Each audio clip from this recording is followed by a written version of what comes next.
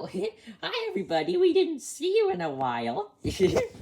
Welcome back to another amazing video today. We are going to be learning about powers. Powers? I know what powers are. The powers that superheroes have, like speed and intelligence and courage. I love those powers. Not those kinds of powers, Rabbit. Mathematical powers. Oh! Dun. What is a power? That's a very great question. Some numerical and algebraic expressions and equations include powers. A power is an expression that includes an exponent and represents a repeated multiplication. Wait. Let me see. An example of a power is 4, 3? Huh? But 4 is not 3. Be careful. You're missing the whole point of raising a number to a power of something. What? You can raise numbers up to other numbers? That's right.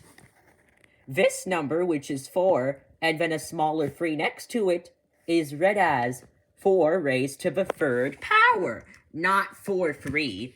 Oh! So it's 4 raised to the power of the number 3. Is what you're generally saying. Yes. So that's a power? Yes, 4 to the power 3 is a power. Why'd you say 4 to the power 3? Oh, a number to the power of another number is another fancy way to say numbers with powers. Like, for example, you could say 4 raised to the third power, but you could also say 4 to the power of 3. To the power of 3? Oh, that's right. Oh, indeed. A power consists of a base and an exponent. A base and an exponent. Wait. I know all of these new things called multiplication, division, addition, and subtraction, but what is an exponent? Great question, Rabbit. First, in order to know the exponent, we need to know the base. In a numerical expression, the base is the number. For example, in 4 to the power 3, we see that 4 is the base. The exponent tells how many times the number is used as a factor.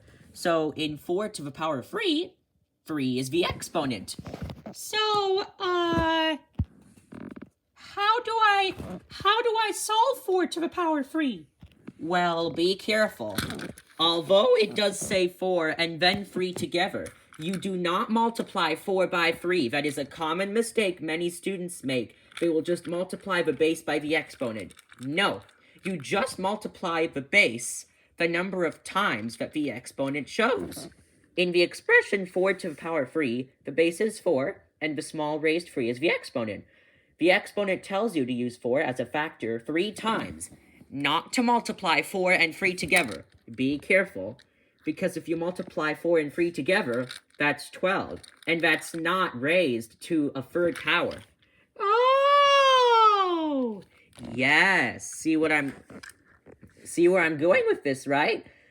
Instead, 4 to the power 3 is 4 times 4 times 4. Wait a minute. Why is it 4 times 4? Oh! Because if 4 is raised to the power of 3, then we multiply 3 4s together. That's right, Rabbit. If there is 4 and the exponent is 3, then we multiply 4 3 times. 4 times 4 times 4. Oh, wait a minute. I could work this out. 4 times 4 is 16. And 16 times 4... I may need a little help. Don't worry. Luckily, we know our skip counts. Let's skip count by 16. Come on. 16, 32. What is 16 more than 32? 1, 2, 3, 4, 5, 6. 48. That's right. 16, 32, 48, and then 16 more is 64. 4 to the power of 3 is 64. You cracked this case wide open, Rabbit. Great job. 4 to the power of 3 is 64. Because 4 to the power of 3 is 4 times 4 times 4, which is 64. Wow, Rabbit, you're getting the hang of this.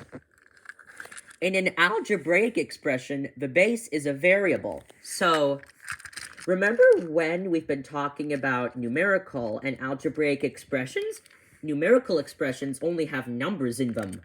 Algebraic expressions have variables and numbers in them. And they could also stand alone as only one variable. As in which case, for example, R is an algebraic expression. So in an algebraic expression, the base is a variable. A variable is a specific unknown amount that represents a certain number. In the expression r to the power of 5, which is read r raised to the 5th power, the base is r and 5 is the exponent. The exponent tells you to use r as a factor 5 times. Be careful, guys. Do not multiply 5 by r, because that is not r times r times r times r times r. That is just 5r. So don't multiply 5 and r together. Instead, multiply r 5 times. So r to the power of 5 is r times r times r times r times r, which is 5 r's together. Wait, I could figure this out. R times r. Wait a minute. What is r times r? Ah, r times r is r squared. And another r times r is another r squared. R squared times r squared is r to the power of 4. And if we multiply that by r, that's r to the power of 5. But what is the answer? It is r to the power of 5. It is not a specific number, because variables represent unknown amounts. Oh! So r to the power of 5 is simply r to the power of 5? Darn. I guess that is one way to look at it.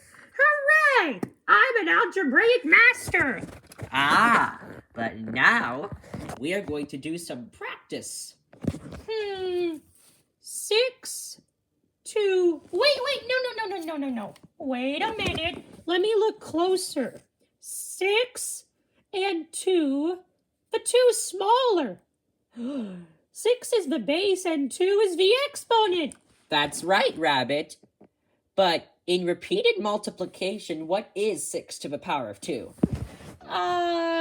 Okay, I can work this out. If 6 is raised to the power of 2, then we multiply 6 2 times. So is it 6 times 6?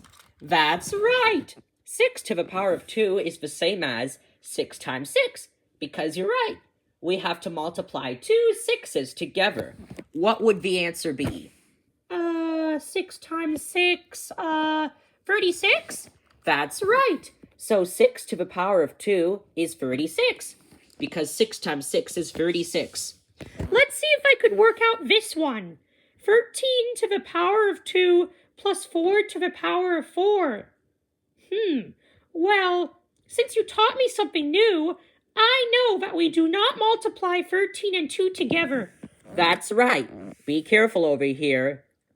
Do not multiply 13 and 2 together. That's 26, by the way, if you want to know. But you should not multiply 2 and 13 together. Instead, you have to multiply 13 2 times. So it would be 13 times 13, but then there's also another power. Well, it can't be 4 times 4, because that is not how we represent a power. Instead, we just multiply 4 times. So that is 4 times 4 times 4 times 4? That's right. But what is 13 to the power of 2 times 4 to the power of 4 combined? If 13 to the power of 2 is 13 times 13, and 4 to the power of 4 is 4 times 4 times 4 times 4, then 13 to the power of 2 times 4 to the power of 4 is 13 times 13 times 4 times 4 times 4 times 4? That's right. Phew, that was very hard. But you are right. You got it. Because 13 to the power of 2 is 13 times 13, but then it's being multiplied by 4 times 4 times 4 times 4, which is 4 to the power of 4. So the combined answer would be 13 times 13 times 4 times 4 times 4 times 4. Don't worry, Rabbit, you don't have to solve that equation. Oh, okay. No, wait, no, it's an expression. Huh? Oh, right. No equal sign. Phew, how could I miss that? That's all right. Wait a minute. This expression is different. Do you notice something odd? There are no number bases. There's only 5 as an exponent and a as a base. This is an algebraic expression. That's right. Because it has a variable and a number. What is a to the power of 5? Well, I know it cannot be 5a because you can't multiply 5 and a together to get a to the power of 5. So I would do it by multiplying a 5 times, which is a times a times a times a times a. That's right. A to the power of 5 is a times a times a times a times a, because there are 5 a's that are multiplied together to get a to the power of 5. Well done! You're getting the hang of this. Okay, this is a little bit trickier. How about 11 to the power of 3? 11 to the power of 3. Do I multiply 11 and 3 together? No, Byron. Don't multiply 11 and 3 together. Oh, yeah. Because you can't multiply the base by the exponent. That's right. You have to multiply the base by the number of times that the exponent tells you to. So 11 to the power of 3 is not 11 times 3, but rather 11 times 11 times 11, right? That's right! Woohoo! Because 11 to the power of 3 is the same thing as multiplying 11 3 times. So the answer would be 11 times 11 times 11. But how about this one? 2 to the power of 3 times 5 to the power of 2. Oh, boy. Oh, buffers. 2 to the power of 3 is 2 times 2 times 2, and then 5 to the power of 2 is 5 times 5. So is 2 to the power of 3 times 5 to the power of 2 the same as 2 times 2 times 2 times 5 times 5? That's right! Wow, very good job there. Very great job. What would the answer be? Well, 2 times 2 is 4, and 4 times 2 is 8, and 8 times 5 is 40, and 40 times 5, 4 times 5 is 20, add a 0. The answer would be 200.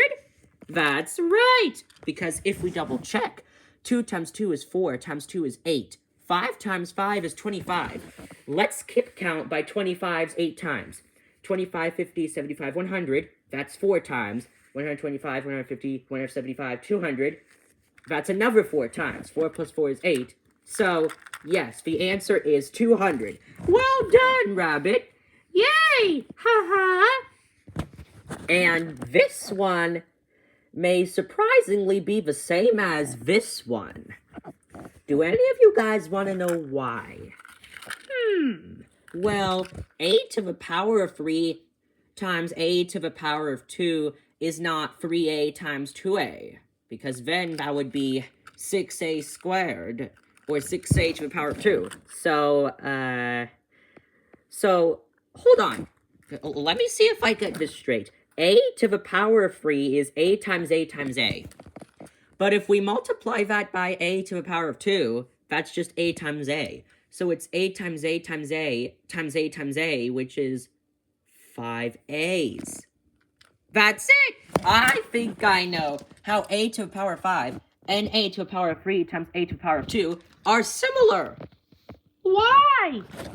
Maybe it's because in order to multiply exponents, we add them together. You might be right, Shakowsby. Let's double check. a to the power of 3 times a to the power of 2. Chekhov's V is right. In order to multiply exponentiation powers, you have to add the exponents. 3 plus 2 is 5. A to the power of 5 is a times a times a times a times a. A to the power of 3 times a to the power of 2 is a times a times a times a times a, which is 5 a's and 5 a's there, so yes. Well done. Looks like we learned a completely new lesson. Kids, in order to multiply numbers raised to the power of something, you need to add the exponents together in order to multiply the exponents. Wait. We're not multiplying the exponents, but at the same time, we're trying to. Well, let me make it easier for you, Byron, so that you'll understand. We are multiplying these because it represents repeated multiplication. But like Chekhov's said, if we take a to the power of 3 times a to the power of 2, and if we add 3 and 2 together, we get 5. A to the power of 5 is a times a times a, which is 3 a's, but then there are 2 more a's, which make 5 a's. 3 plus 2 is 5 after all, and 5 is equal to itself. So yes, in order to multiply exponential... frog in my throat today. In order to multiply exponential values together, you need to add the exponents. 3 plus 2 is 5. So a to the power of 3 times a to the power of 2 is the same thing as a to the power of 5. Wow. Amazing. But now, we get to do the same thing, but reversed. Ooh. What do you notice? This time, they write it in repeated multiplication, but they want you to write it as an exponential power. That's right. What is 2 times 2 times 2 times 2 as an exponential power? Let's count the 2's. 1, 2, 3, 4. There are 4 2's. So is it 2 to the power of 4? That's right. Because we do not multiply 4 and 2 together. That is 8. So the answer is not 8. Do you want me to show you how? Because if we multiply 2 and 2 and 2 together, we get 8. But then there's another 2 left over, which makes 16, which is 2 times more than 8. So that's how we could prove that 2 times 2 times 2 times 2 is not 2 times 4, is instead 2 times 2 times 2 times 2, which is 2 to the power of 4. So, yeah, another common mistake that students make is switching the exponents. Be careful. Do not switch the exponents, because if you do that, then it would be the opposite. So 6 to the power of 2 is not 2 to the power of 6. Let's explain. So 2 times 2 times 2 is 8. 2 times 2 times 2 is 8. If you multiply 8 and 8 together, that is 64. And that's more than 36. So that's how we could prove that 6 to the power of 2 is not 2 to the power of 6. So, yeah, do not switch the base and the exponents. So 6 to the power of 2 is not 2 to the power of 6. Be careful. Do not swap them. That's a common mistake. How about this one? 1, 2, 3, 4, 5. B to the power of 5, right? That's right, because there are 5 b's being multiplied together. Well done. But how about this one? There are 2 variables, but 1 number. Ah, this is where the trickiness increases. Now there are 2 pieces, numbers and variables. Well, it's actually really not that hard. In order to do that, we have to find c times c. What is c times c? C to the power of 2? That's right, because there are 2 c's being multiplied together, which is c to the power of 2. So 2 times c must be 2 times c to the power of 2. What is 2 times c to the power of 2? 2c to the power of 2? That's right. Hang on, let me get my marker to explain. Let me get out my marker. So if we multiply 2 and c squared together, we get 2c to the power of 2. That's it. It is as simple as that. If we multiply 2 and c to the power of 2 together, we get 2c to the power of 2. So the answer is 2c to the power of 2. Oh! And this one. Let's see. 4 times 10 times 10 times 10. There are 3 tens, so it's 10 to the power of 3. That's right, but we're not done yet, because 10 times 10 times 10 is only part of the expression. Now we have to include 4. So this means that the answer is 4 times 10 to the power of 3. Not 10 to the power of 3 alone. Be careful. If you just do 10 to the power of 3 and don't include the 4, then it's wrong. So you have to include the 4, because the 4 is there, obviously. Now, what would the answer be?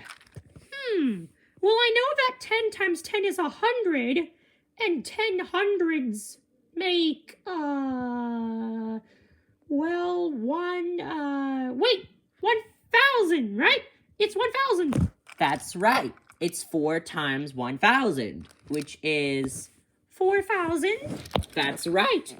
So 10 times 10 is 100, and 100 times 10 is, you're right, 1,000. And if we multiply 1,000 by 4, we get 4,000. So 4 times 10 times 10 times 10, or simply 4 times 10 to the power of 3, or 4 times 1,000, is simply 4,000. Wow! Nice! Very nice, indeedly. Now we get to move into the order of operations. Hang on a second. Let me just get my marker back together. There we go. Remember how we've been talking about the order of operations and how the first step is to always perform all operations inside parentheses? Yeah?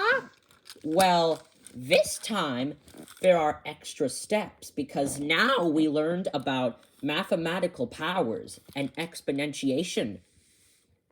You don't have to worry about that term. Exponentiation is simply when you raise a number to the power of something. But anyways, in the order of operations, powers are simplified after operations inside parentheses, but before multiplication and division from left to right. So this time there are extra steps because now we know about exponentiation. Again, don't worry about that. Okay. So, this time, step 2 would not be multiply and divide from left to right, because now we have mathematical powers. This time, step 2 would be to simplify the powers together. Simplify the powers? Yes! Let's see. Simplify. Follow the order of operations. So the first step is to perform all operations inside parentheses. Let's see if there are any parentheses. Oh, it looks like this expression does not have any parentheses, so we skip step 1. So we immediately go right ahead to step 2? That's right, because the number 3 is being raised to the power of 2. Step 2 is to simplify powers. Now, 3 to the power of 2 is not 3 times 2, because 3 to the power of 2 is 3 times 3, which is not 6, and that is 3 times 2. So, 3 to the power of 2 would instead be 3 times 3, which is 9. Okay, that's very easy. There are no multiplication and division signs I know of. So we skip step 1 and step 3, and we only do steps 2 and 4. That's right, because there are no parentheses, multiplication, or division. So we do step 2 first. I know, kind of odd, but correct somehow. And then we do number 4 the last. Add and subtract from left to right. There is addition only. So 4 plus 9. Do you know what 4 plus 9 is? Let's see. 9, 1, 2, 3, 4. It's 13. 4 plus 3 to the power of 2 is 13. That's right, because if we double check again, 3 to the power of 2 is the same thing as 3 times 3, which is 9. Then we add 4 and 9 together, which is 9, 10, 11, 12, 13. That's 4 numbers. So yeah, 13. So 4 plus 3 to the power of 2 is simply 4 plus 9, which is 13. Wow, I'm getting the hang of this. But now we have other challenges. This time we have multiplication. and two numbers. And one number being raised to a power. You know what that means? There are no parentheses. So we skip step 1. We do step 2 first, remember, because the number is being raised to a power. So step 2 we do first. Let's simplify 2 to the power of 3. Well, again, we know that 2 to the power of 3 is not 2 times 3, because 2 times 2 times 2 is not 6. It is 8. So 2 to the power of 3 is 2 times 2 times 2. 2 times 2 is 4, times 2 is 8. So 8. So 5 plus 5 times 2 to the power of 3 is simply 5 plus 5 times 8. Now the next step is to multiply or divide from left to right. So far, I only see multiplication. No divisions visible. So we only do multiplication from left to right. So this is left, this is right.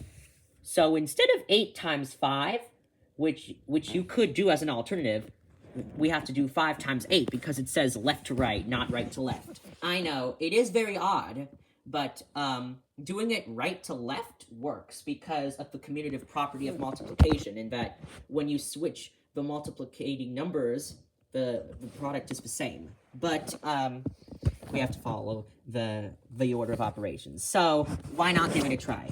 So we know that 2 to the power of 3 is 2 times 2 times 2, which is 2 times 2 is 4, times 2 is 8.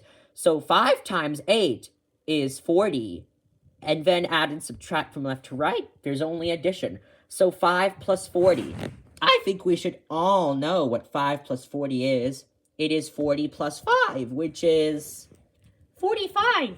That's right. So,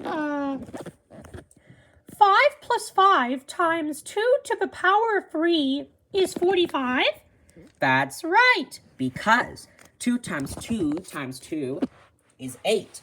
And 8 times 5 is 40. And if we add 5 and 40 together, that leaves us with 45. So yes, the answer is 45. Great job! And this one has division in it. Very tricky. Very, very tricky. Let's see. The first step is to perform all operations inside parentheses. Why do the expressions keep not having parentheses? Okay, there are no parentheses in this expression. We skip step 1. Step 2 is to simplify powers. There is a power there. 2 to the power of 2. Now, surprisingly, I know this may not make sense, but in this case, 2 to the power of 2 is 2 times the exponent 2. But Frenchie, you said you don't have to multiply the base and the exponent. That is true. But if 1 is raised to the power of 1, and if 2 is raised to the power of 2, those are the only cases where you multiply the base by the exponent, because 1 is 1, and 2 2s are 4. 2 times 2 is 4. So those are the only exceptions. 3 to the power of 3 and onwards, you do not multiply the base and the exponent together. Only do it with 1 to the power of 1 and 2 to the power of 2. That's the only time when you have to multiply the base by the exponent. So be careful. 2 times 2 is 4.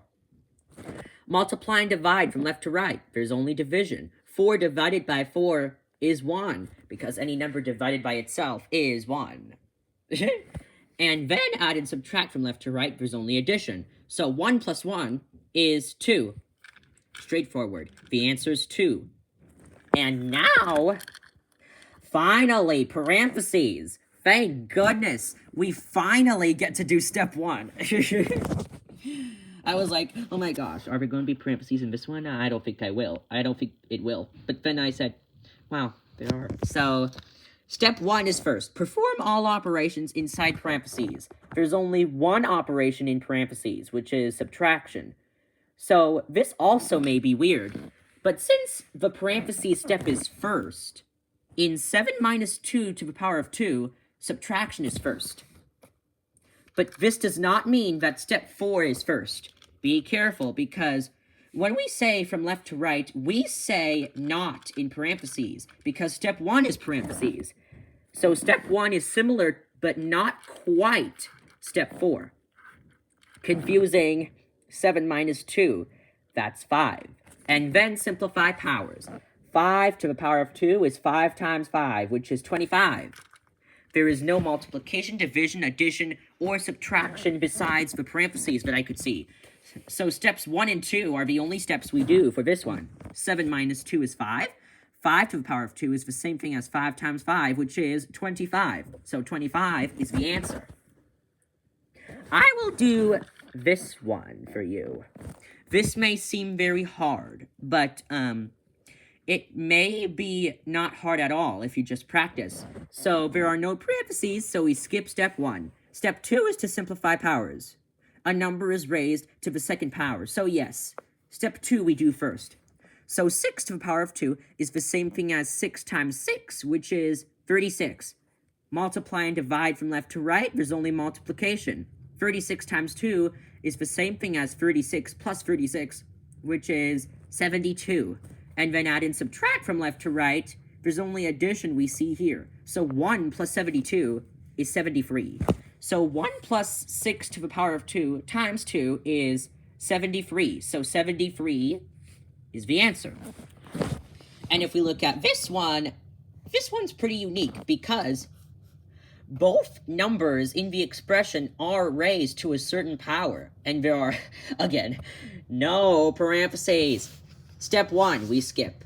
Step 2 is to simplify powers. So yes, we do step 2 first. So 3 to the power of 2 is the same as 3 times 3, which is 9. Then 3 to the power of 3. Be careful here. 3 to the power of 3 is not 3 times 3. It's not 9. I said that you only could do that if it's 1 to the power of 1 or 2 to the power of 2. Those are the only exceptions where you have to multiply the base by the exponent. All the others, you don't. So 3 to the power of 3 is not 9, because 3 times 3 is 9, but then another 3 multiplied together by the 9 makes 27, so that's definitely not 9. So that's how we could prove that 3 to the power of 3 is not 9, and that 3 to the power of 2 is not 6, because if we multiply two 3's together, that's 9, not 6. So 3 to the power of 2 is 3 times 3, which is 9. Then 3 to the power of 3 is 3 times 3, which is 9, but then another 3 multiplied together, which is 27. 9 plus 27.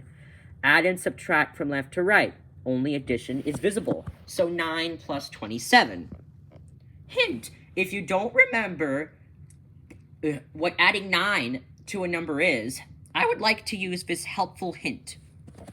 Do you know 27 plus 10? Well, yeah, it's 37. But 9 is 1 less than 10. So if we subtract 37 by 1, that's 36. And if we double check, 27 plus 9, 1, 2, 3, 4, 5, 6, 7, 8, 9. Yes, that is 36. So 3 to the power of 2 plus 3 to the power of 3 is 36. Now it says to evaluate each expression for a equals 5 and b equals 8. These must be algebraic expressions, so they're going to be a little harder. This one is difficult because 5 to the power of 3 is large. But don't worry, I will simplify it for you because you know I'm the math master. So 3 times a to the power of 3 is 3a to the power of 3. But that's only in simplest form. The order of operations tells us that we need to simplify powers. But we cannot simplify powers if a is not substituted for any real number. But a is, so 5. A would be changed to 5 because a is 5, you know? 5 to the power of 3 is the same thing as 5 times 5 times 5. Not 5 times 3, be careful, it's 5 times 5 times 5, which is definitely not 15, I can tell you. It's a lot larger than that. So 5 times 5 is 25, and then 25 times 5, helpful hint again, 25, 50, 75, 100. That's skip counting by 25 4 times. And if we add 25 to 100, that's 125. So 5 to the power of 3 is 5 times 5 times 5, which is 25 times 5, which is 125. Then 3 times 125, this is going to be very hard, but don't worry, I will show you how to do it. 125 plus 125. is 250. And then we add 125 to get the answer. 250 plus 125 is 375. So 3 times a to the power of 3 in this case is 3 times 5 to the power of 3, which is 3 times 125, which is 375. So the answer is 375. This one's tricky.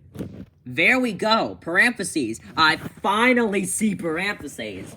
Haha. But first we have to substitute b in for 8, because you can't solve an equation if b is not substituted for any number. So b is 8.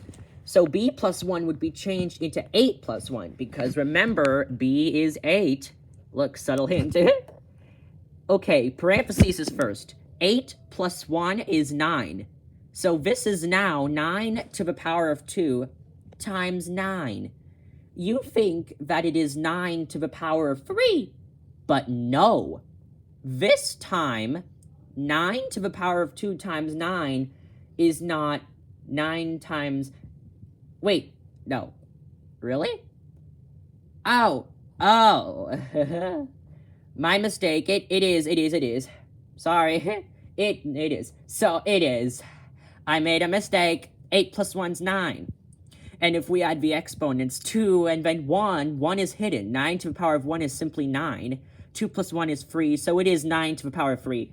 I'm sorry, I made a mistake. So 9 to the power of 2. 9 times 9 is 81. And then 81 times 9 is 810 minus 81, which is 1, 2, 3, 4, 5, 6, 7, 8, 1. That's 729. Wowza, that's a big answer. So the answer to this expression is 729. Wow! How do you do that? Practice. It's always about practice. So if b is 8, then 8 plus 1 is 9, and 9 times 9 is 81. And if we multiply 81 and 9 together, that's the same thing as 810 minus 81, or simply 81 times 10 minus 81, which is 729. Wow. Wow, indeed. But now, b and a are in the expression. So now b and a are together. Parentheses, working our ways up. So now, remember what b is. B is 8. Subtle hint, b is 8. And a is 5. So, in that case, instead of it being b minus a to the power of 2, it would instead be 8 minus 5 to the power of 2, because b is 8 and a is 5. So 8 minus 5 is 3. And then 3 to the power of 2 is the same thing as 3 times 3, which is 9. So the answer to this expression is 9. So the answer is 9. Wow! Cool!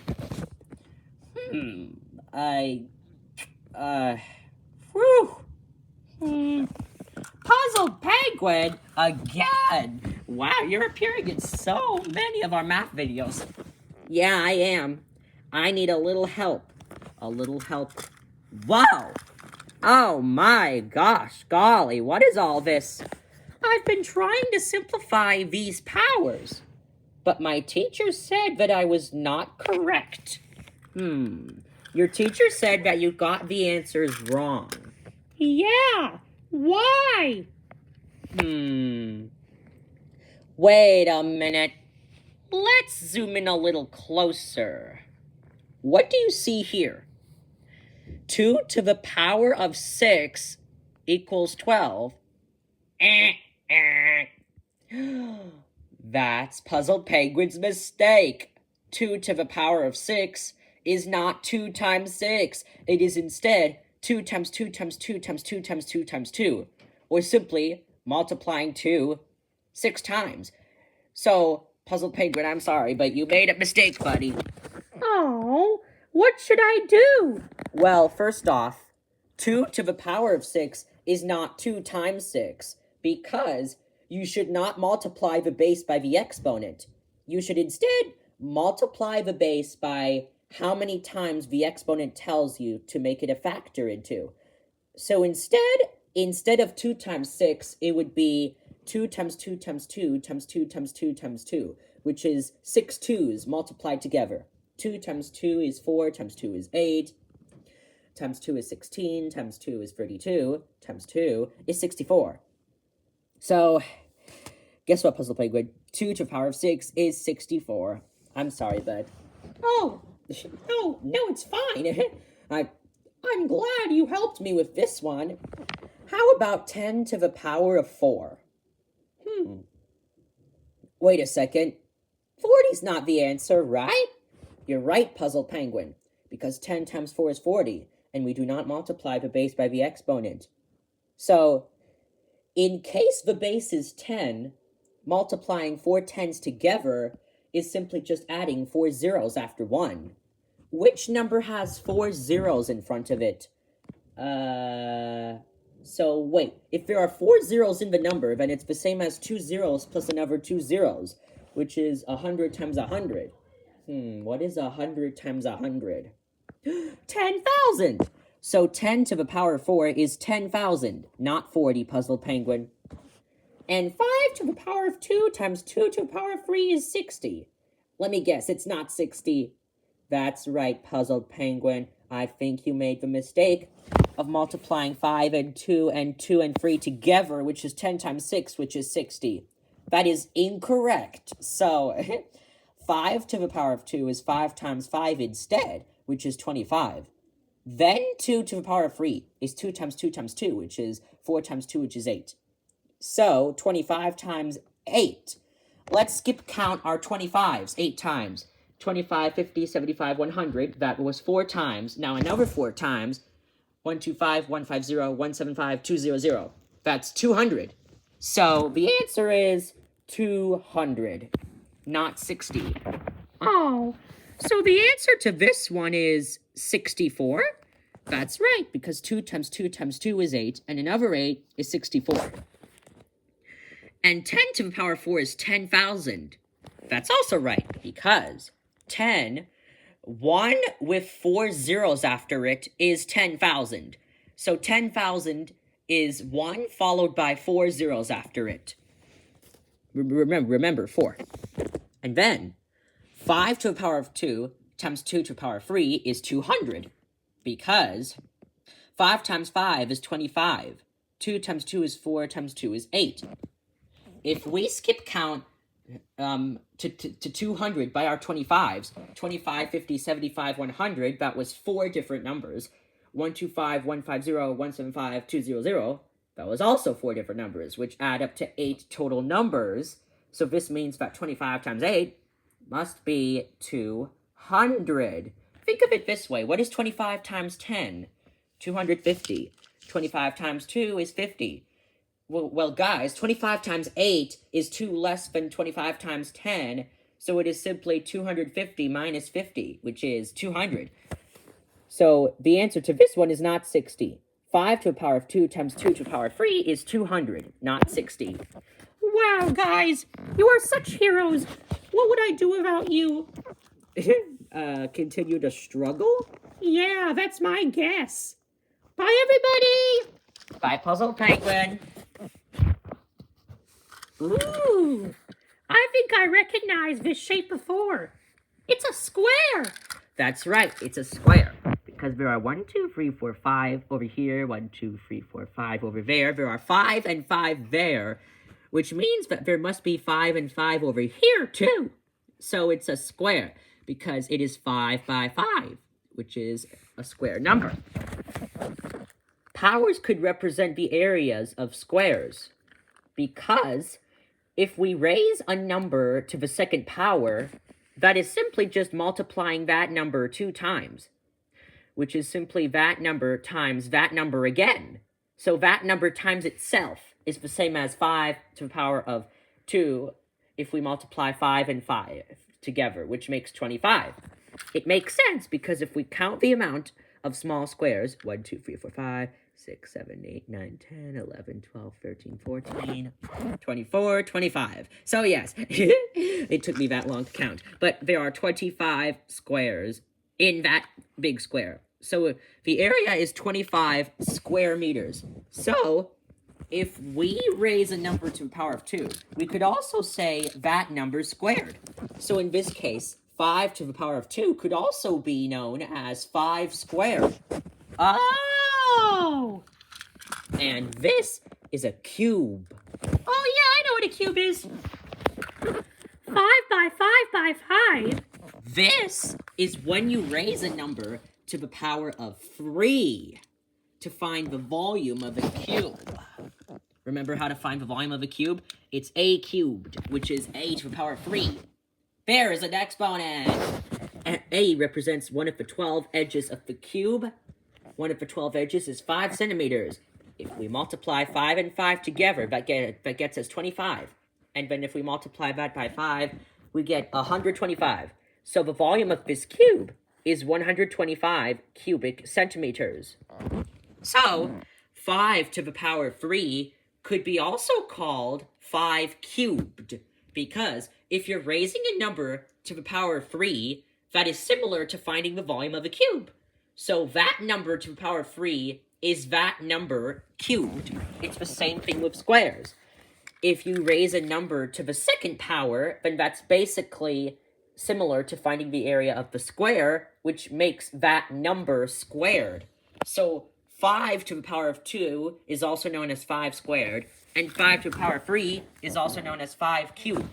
Square cubed, see? On the grid at the right, use a straight edge to draw a 10 by 10 square. We're not going to be using straight edges, but they are extremely important in trigonometry and in other fields, actually. Compass and straight edge, constructing a whole bunch of geometric shapes together, but we're not going to do that today.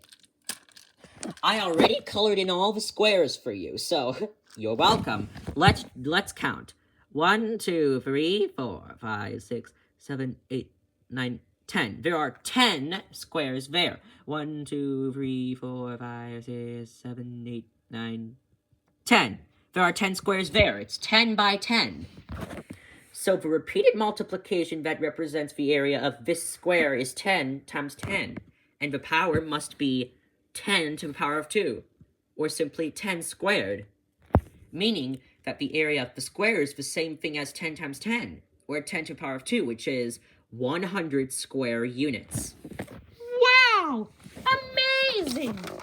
Yes, we could also expand our thinking and add or subtract powers. Wow! Woo! This is very difficult. Very difficult. But if you were just asked to count the amount of dots, then that would be easy, because we already learned how to count in kindergarten. But in this case, it does not necessarily tell us to count, but instead tells us to add 2 square numbers together. Wait a minute. What's a square number? That's a great question. A square number is a number that, when divided by a number, is the same number. Like, for example, 16 divided by 4 is 4, and 4 and 4 are the same. So it's a square number. A square number is a number that, when raised to the power of 2, gives an exact numerical value.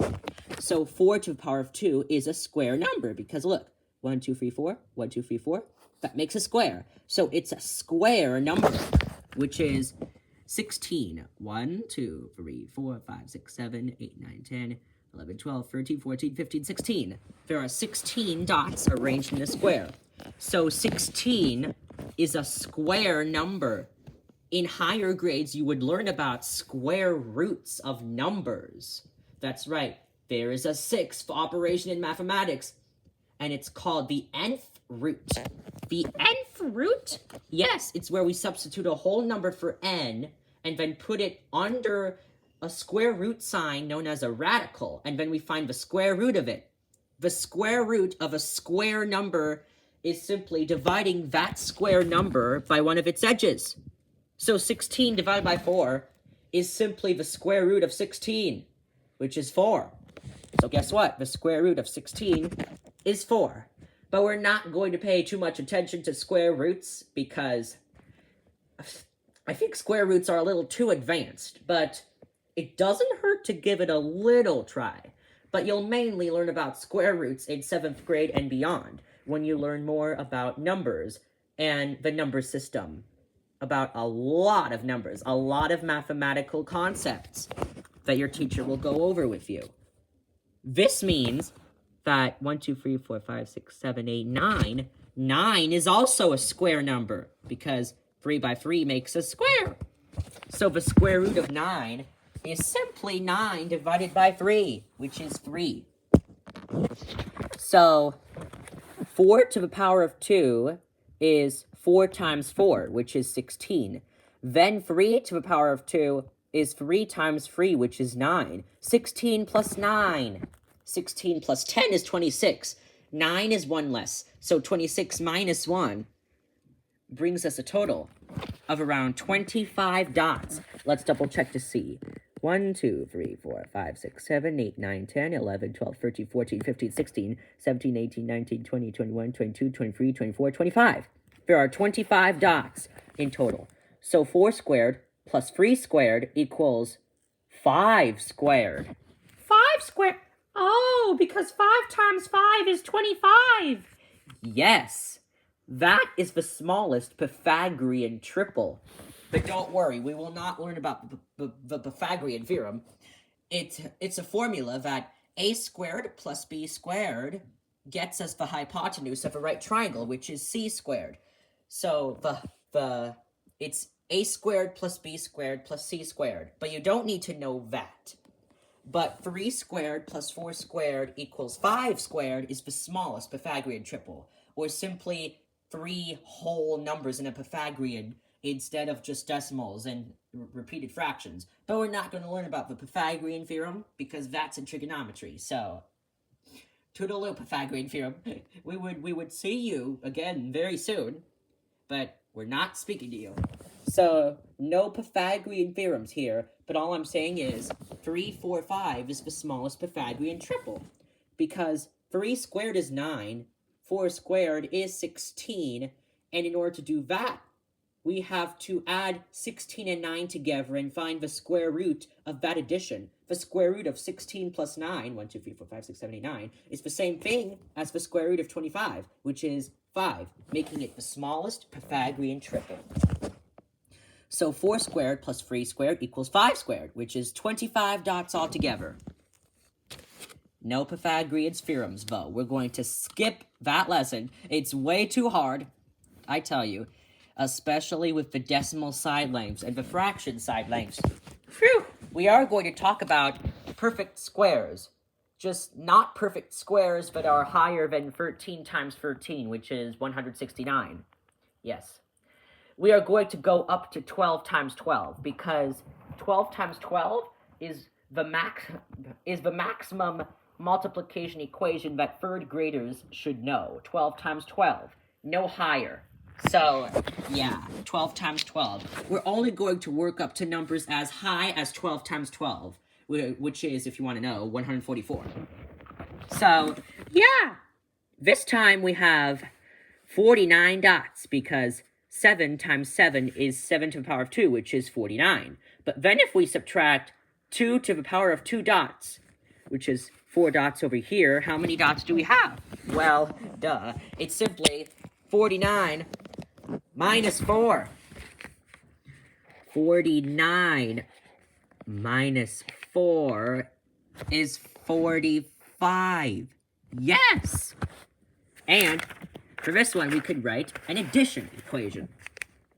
So, 4 squared plus 3 squared is the same thing as 16 plus 9, which is 25. So, yeah, we could represent it only using expressions like these. So, there are 25 dots here, and 45 dots there if we subtract 4 dots. And this time, we are now getting into the more advanced. This time it's numbers raised to the power of 3, or cubic numbers, cubic units. So these are cubes, because length, width, height. Now, 2 to the power of 3 plus 4 to the power of 3 is 2 times 2 times 2 plus 4 times 4 times 4. 2 times 2 times 2 is 4 times 2, which is 8. 4 times 4 is 16, and 16 times 4 is 64. 8 plus 64 is 1, 2, 3, 4, 5, 6, 7, 8. 72. So 2 cubed plus 4 cubed equals 72. Yes. So, yeah. So, 2 cubed plus 4 cubed is 2 to the power of 3 plus 4 to the power of 3. So, yeah, we say that these two numbers are cubed because they are raised to the power of 3. So 64, which is 4 times 4 times 4, or simply 4 to the power of 3, 64 is a cubic number because 64 divided by 16, 64 divided by 4 is, hold on, wait a minute, 16, which is also 4 times 4. So there are 3 4s in there, which makes it cubic. So 4 times 4 times 4 is 64. This makes 64 a cubic number. Now, what's very special about 64 is that it's also a square number. It's a square number too? Yes, because if we multiply 8 and 8 together, we also get 64. This, besides the number 1, is one of the only few numbers that could be both a square number and a cubic number. I think this is the only one that could be, but, yeah. So, but we don't have to worry about if that is actually true, because we're not focusing on that. We're focusing on how to determine how many cubes and how many dots are there in the row. So, we are simplifying these expressions. And then this last one. Let's see here. 3 squared plus 3 cubed plus 3 gives us a total of 3 plus 3 times 3 plus 3 times 3 times 3. So 3 times 3 is 9. 3 times 3 is 9 times 3 is 27. 27 plus 9 is 1, 2, 3, 4, 5, 6, 7, 8, 9, 36. And if we add 3 and 36 together, that gets us 36. 1, 2, 3, 39. So the answer is 39. There are 39 cubes. So 3 plus 3 squared plus 3 cubed is 39. Or simply, 3 to the power of 1 plus 3 to the power of 2 plus 3 to the power of 3. That's 3 plus 9 plus 27, which is 12 plus 27. Wait. That's 39. So, sorry, getting confused here. That's 39. So, 3 plus 3 squared plus 3 cubed gives us a total of 39 cubes. So, there are 72 cubes in this picture and 39 cubes in this picture. Although this tower could appear to have more cubes than that tower,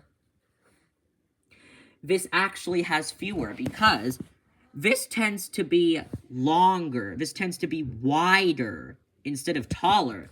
There are many different ways to think of size. It doesn't just have to be big, like we learned in kindergarten. For example, if something is longer, it could be bigger. If something is wider, it could be bigger. If something is taller, then it could be bigger. So, it is not always by size, but also by length and by height. So, if one thing is longer than another, we could say that it's bigger. So, yeah. So, basically, that's the basic language of exponents. And speaking of language, how about we try these? Wow! What is that? These are algebraic expressions, and these are how we say them, or how we say the answer as. Hang on, let me just close my marker. Now, the algebraic expression over here is 5 minus y. Well, basically, the basic way to say it is simply 5 minus y. Nothing new here, just simply pronouncing the algebraic expression. So in this case, we simply subtract 5 from y. And 5 minus y is a difference because you're subtracting 5 from y instead of adding 5 from y, or multiplying or dividing. So the difference is the answer to a subtraction problem. The product is the answer to a multiplication problem. The quotient is the answer to a division problem. And the sum is the answer to an addition problem. So, yeah, 12 times a is the product of 12 and a, because 12 times a is multiplication, which means that the answer to the multiplication problem must be 12a, which is a product. Then c divided by 3 is a quotient, because the quotient is the answer to a division problem, and we divide c by 3. Then b plus 2 times 3, that is the sum of b and 2 times 3, which is 6, of b and 6. So it's b plus 6, basically. So, unless if we look at it as 2 times 3, which is 6. Oh, wait, that's the same thing. So, it is the sum of b and 2 times 3, because the sum is the answer to an addition problem. There's a plus sign. So, yes, this is the basic way to say all different kinds of equations and expressions true. Not true. Now, analyzing an expression, this could be pretty difficult, but don't worry, I'll show you how. To analyze an expression, we follow the order of operations and circle parts of the expression at each step. Remember, step 1, perform all operations inside parentheses. Step 2, simplify powers. Step 3, multiply and divide from left to right. And step 4, add and subtract from left to right. This process is what I like to call PEMDAS. PEMDAS? Yes. Let me explain. Please excuse my dear Aunt Sally. PEMDAS. But that doesn't make sense. But hold on a second, because PEMDAS is an acronym, meaning that its letters stand for something. PEMDAS is actually the acronym of the order of operations. So, step 1 is to perform all operations inside parentheses. Well, obviously, parentheses starts with P, and P is the first letter of the acronym. So that represents the first step. So, the letter P in PEMDAS stands for parentheses. So let's put parentheses there so that we can remember. Parentheses. Then E. Step 2 is to simplify powers. E is for exponent because an exponent is a power. And E is the second letter, which represents the second step of the order of operations. So E is for exponent. Let's write a smaller x so that e to the power of x. See? Parentheses. X is the exponent. Now, multiply and divide from left to right is 2 letters, M and D, because M is multiply and D is divide. So M would be M with a multiplication sign on top. There we go. And then D would be a division sign on top, because D is for division, M is for multiplication. And now the last step requires the last 2 letters of the word PEMDAS, which is add and subtract from left to right. This makes sense because A and S are arranged in a left to right position. So, yeah, A is for addition. We put a plus and then a minus sign over S, plus over A, minus over S. So, A stands for addition, S stands for subtraction. So, PEMDAS is the shortened version of the order of operations, just in a different matter. It may not be the same acronym because the actual acronym is simply OOO, which is simply OO, or order of operations. But if you look here, PEMDAS makes sense because they represent the steps we have to do in order to simplify any expression. So, P stands for parentheses, E stands for exponents, M stands for multiplication, D stands for division, A stands for addition, and S stands for subtraction. Just want you to know these letters. Okay, let me just close my marker for a moment. For a minute. Here we go. Here's an example. Analyze 7 times a minus 5 minus a squared. Step 1 of analyzing is to look for parts of the expression inside the parentheses.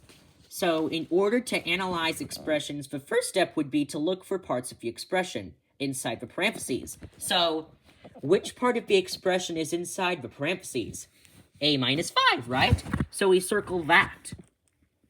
There is only one group of parentheses, so we circle only that. Then, step 2 is to look for powers. Circle them. Remember, a power includes the base and the exponent. So you can't just leave the base or the exponent alone. They have to be together. So a squared is not a or 2. It's not a or 2 because a and 2 have to be together, not separate. So a squared, they have to be together. So there's only one power, so we circle that. See how the circles, see how the round shapes are completely different colors? This is because red, in this case, kind of represents the first step, which is parentheses, and green represents the second step, which is the powers. And then the third step is to look for multiplications and divisions as they appear from left to right. Then circle them. The blue circle represents multiplication or division. So, yeah, this is the blue circle that we see over there.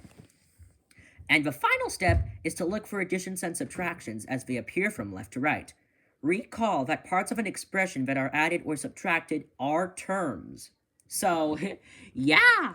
For example, if there is x minus 9, then x and 9 are both terms because they're being subtracted together. Circle any terms that are not already circled. Doing this will help you. So, yes. We just circle the subtraction symbol. The two terms, 7 times a minus 5 and a squared, are already circled because 7 times a minus 5, that's an algebraic expression. A squared is also an algebraic expression. So algebraic expressions could be on both sides of a minus sign.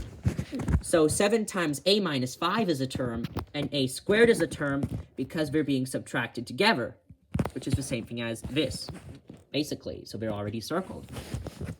Once you have analyzed an expression, you can make a simple diagram to show its structure. The diagram for an expression shows the terms and indicates whether each term is a number, variable, product, quotient, or power.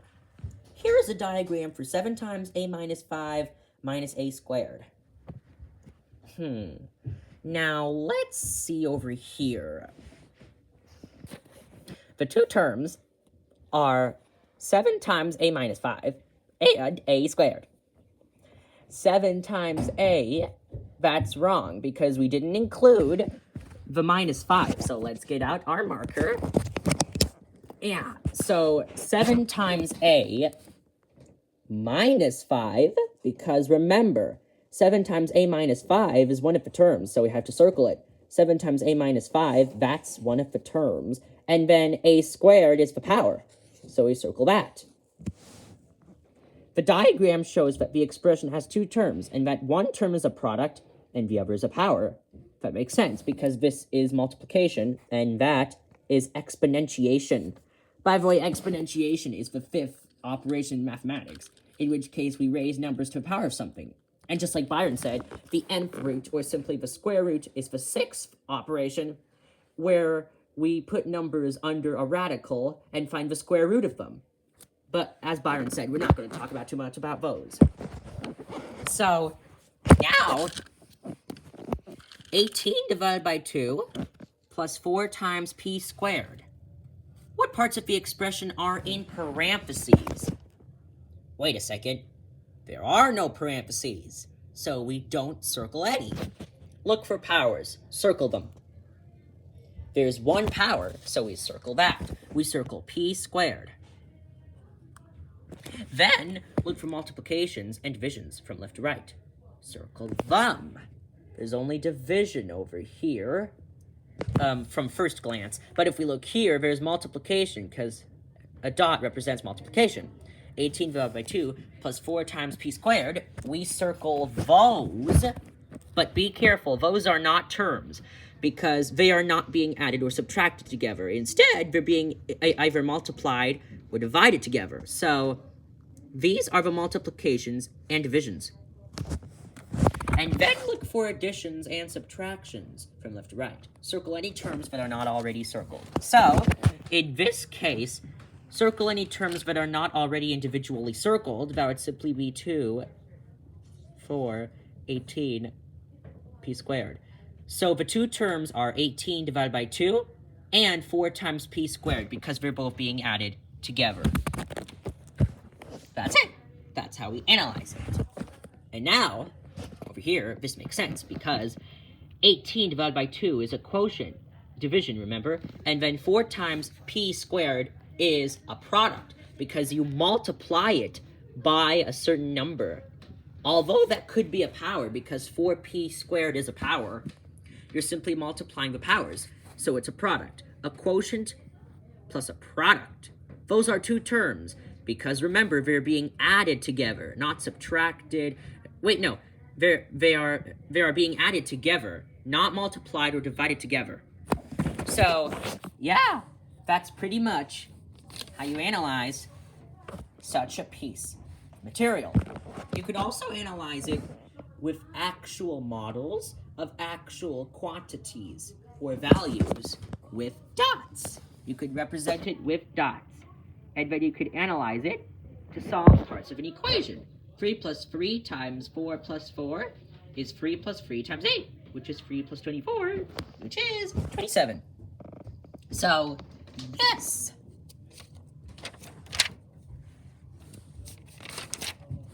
And there is this new thing known as like terms. That is, when two terms have their same values. Equivalent expressions always have the same value. 3c means 3 times c. AB means a times b. 4 times p plus 6 means 4 times p plus 6, basically. And then, like terms. Like terms are basically terms that have the same variables. So, basically, that's what like terms are. See, like here. Like terms are terms with the same variables raised to the same power. If they are raised to different powers, that's not a like term. Number terms are like terms, even though they do not have variables. In 6 plus 2x plus x squared plus 1 plus x, 6 and 1 are like terms because they are both numbers.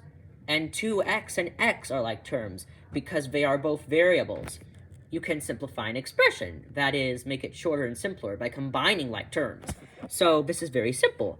6 plus 1, 7. 2x plus x, 3x.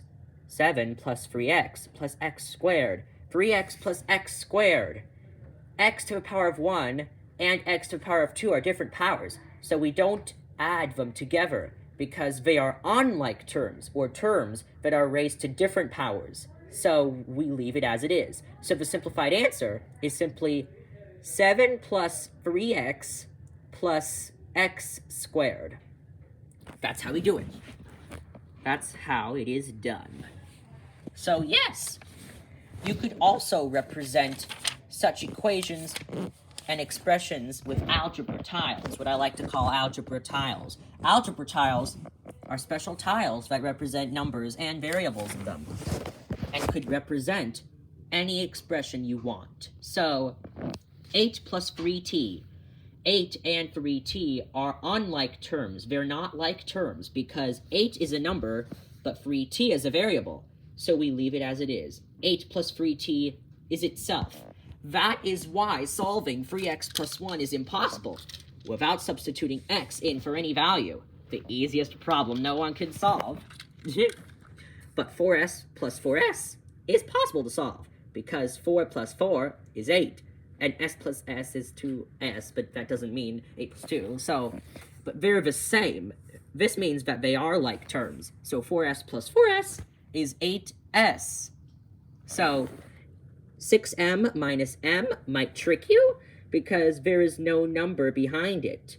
But if you look carefully, 2m minus m is simply m. m plus m is 2m. This is the same thing as 1m plus 1m, because anything times 1 is that thing. So 6m minus m could also be 6m minus 1m, which is simply 5m. So basically, that's how we do it. The commutative property of addition states that for any numbers a and b, a plus b equals b plus a. That is, no matter which way they're swapped, the answer would not change. 5 plus 2 is 2 plus 5, which is equivalent to 7 equals 7. So yes, they are equal to each other. The associative property of addition is different because it includes different shiftings of parentheses. For any numbers a, b, and c, a plus b plus c equals a plus b plus c. That may sound the same, but hold on a second. 7 plus 1, 3 plus 5. Look, 3 plus 4 is 7. 7 plus 1. 4 plus 1 is 5. 3 plus 5. But we notice that these are the same, because no matter how you move the parentheses, the answer also does not change, because 7 plus 1 is 8, and 3 plus 5 is 8, and 8 is always equal to 8, obviously. So, yes, that's the associative property of addition. It's the same thing with multiplication, just with multiplications, simply. You're probably wondering what the number behind the variables are. When a term is a number times a variable, or a number times a product of variables, we call that number a coefficient. The coefficient is in front of the variable. So in the algebraic expression, 3a, 3 is the coefficient, because it's in front of a. 7x squared has 7 as a coefficient. S cubed has a hidden coefficient of 1, because s cubed is simply that times 1. So the hidden coefficient here is 1. We could use coefficients to solve problems. 4x times 5 is 4 times x times 5. 4 times 5x, which is 20x. The coefficient is 20. Now, you could multiply and divide unlike terms, but you cannot add or subtract unlike terms. Multiplying and dividing is the only special case in which you could do it with unlike terms. With addition and subtraction, I don't think that would be possible. You could expand yourself to the limit, 32x plus 1. They're unlike terms, so we don't solve it. We leave it as it is. 24x plus 7 is the answer, because we also leave it as it is. Variable, number, yeah, they're being added together. So, yeah, you could distribute. The distributive property states that when we distribute a factor to the terms of a sum or difference, then that is simply that times that plus that times that. For example, 5 plus 2 times c is not simply just 5 plus 2c, but it's rather just 5c plus 2c, because 5 plus 2 times c, we have to distribute c to all the parts of the parentheses. So c times 5 is 5c, c times 2 is 2c. So 5 plus 2 times c is 5c plus 2c, which is c distributed to 5 and 2. Now, this is the same thing backwards, where c is pulled out of 5c and 2c. You could represent distribution using arrows. These look pretty hard to read, but that's dE plus dF, that's 6 plus 3. Wait, no. That's 6 times 3 plus 6y, and that is xy equals x times 4 equals. You could also use it with algebra tiles and a whole bunch of other stuff. We could do lots more practice over here. The equivalent expression. And we could also try to identify all the expressions possible that are equivalent to this. In rare occasions, there are no expressions equivalent to it, but there definitely are. So, yeah. A double number line is a pair of number lines that show how two variables relate to each other. The double number line below shows how P and C vary together. What is it?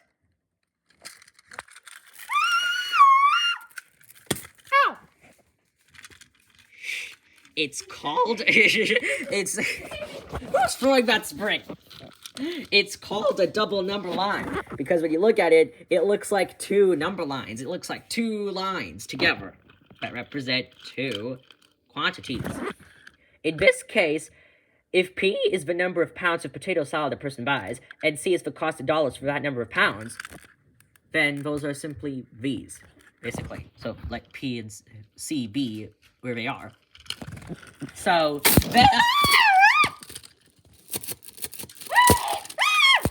Elena, where have you been? I was paid to trick you guys. Really? You've been paid for trickery? Yes, actually, Byron paid me. Wait, I paid you? He paid me 25 cents to come over here and scare you. When he told me that he spent his life savings to it. I spent my life savings? Wait, what are life savings? Again, read that money book we gave you. Oh, that's what a life saving is. All right.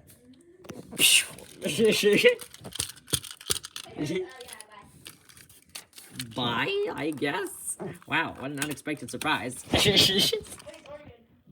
I should warn you that was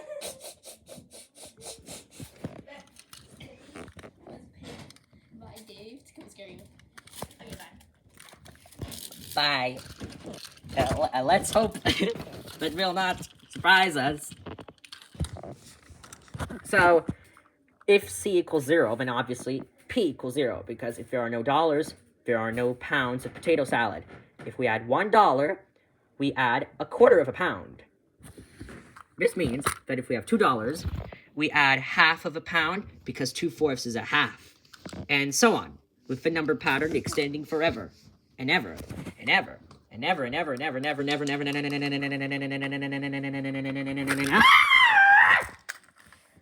and ever. Say, what are you doing here? Oh, right. Again. Dang. Yeah. That was odd. That was very odd. And if we finally have 1 pound, that brings up to $4.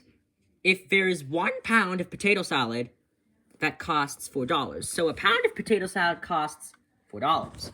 This means that 1/2 a pound of potato salad is $2, because half of 4 is 2.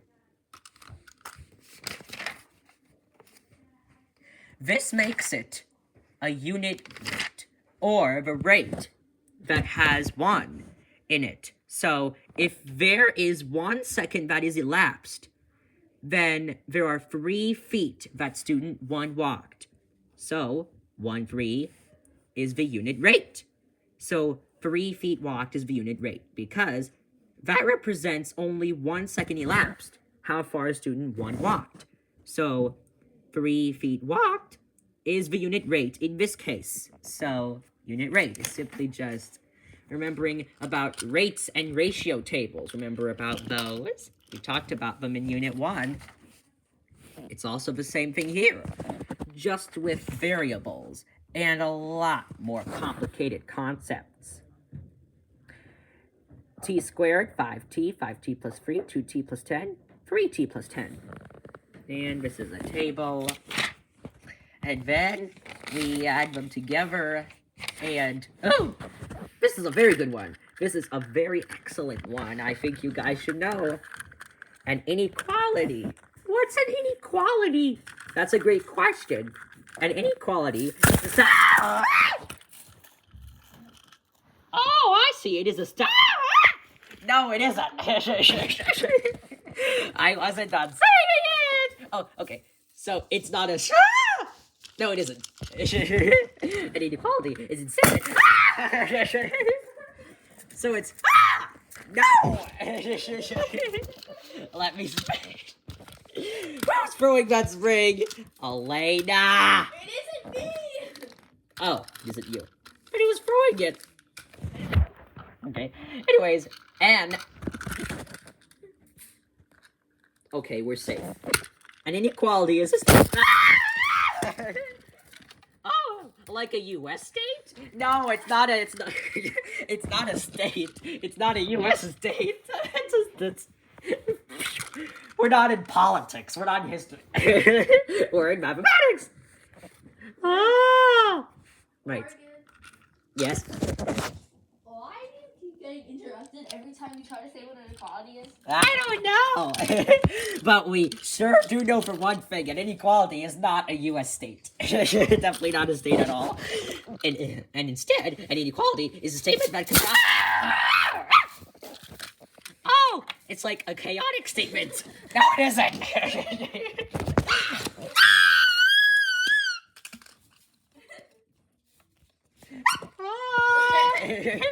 Baby Dave, what are you doing here? Gotta go. That was unexpected. Okay. Now it's not a or a statement that it's instead. Oh, so it's just chaotic. It's not. And inequality is a statement. Oh, like a. Oh, like a stout, a pig sty. No! It's not a sty! Can you please stop throwing the spray at me, whoever you are? Because I try to teach a class! Thank you. And inequality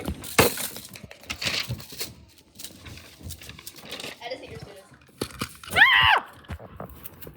is a statement that compares to... Oh, it like compares the two numbers. It compares with number 2. No. 2 is equal to a star.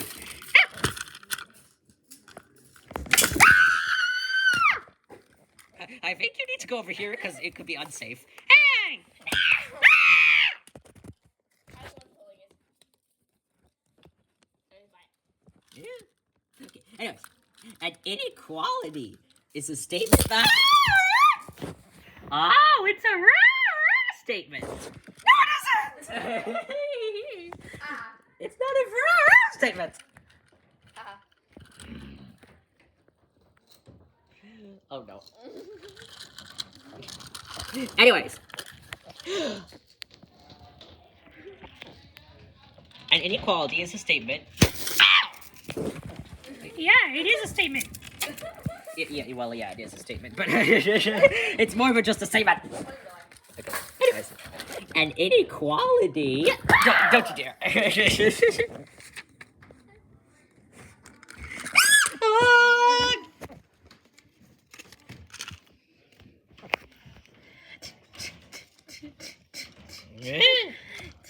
Dave, tell me his dance.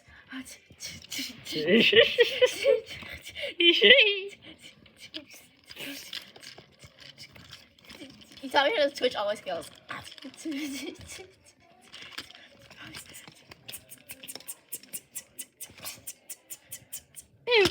The kids fly very well. Okay. Anyways, an inequality. Is there a student here? A new student here? Me. You're here.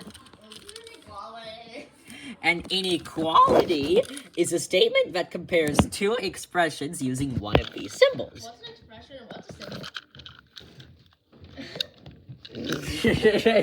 We just went over.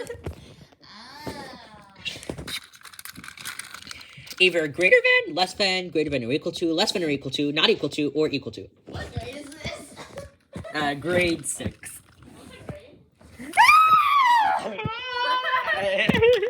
It's the academic level you're on. It's school. Let me just close my marker. My marker.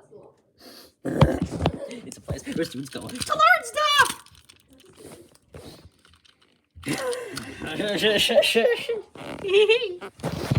Reading inequalities is really not that hard. Simply, you just read the two values, and then you read the symbol or sign between them. So, x is less than 7. Wait, no, sorry. X is greater than 7.